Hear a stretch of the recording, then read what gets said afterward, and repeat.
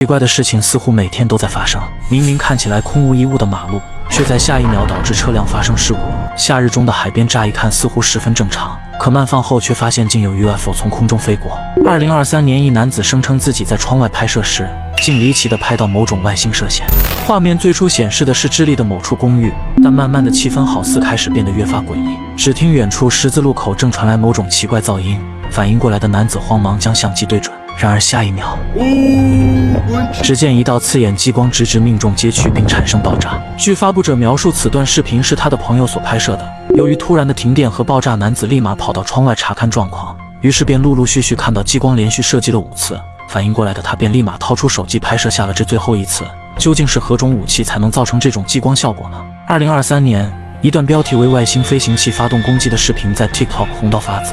起初除了远处以及左上角的莫名闪光点以外，并没有其他异常情况发生。然而下一秒，伴随着刺耳警报，一道巨大闪光瞬间照亮整座城市。汽车报警的同时，原本灯火通明的城市瞬间熄灭并开启应急照明。而且更为离谱的是，闪光过后竟还有着一道巨型的红色拖影直插云霄。此类视频多为伪造乌龙，请理性观看。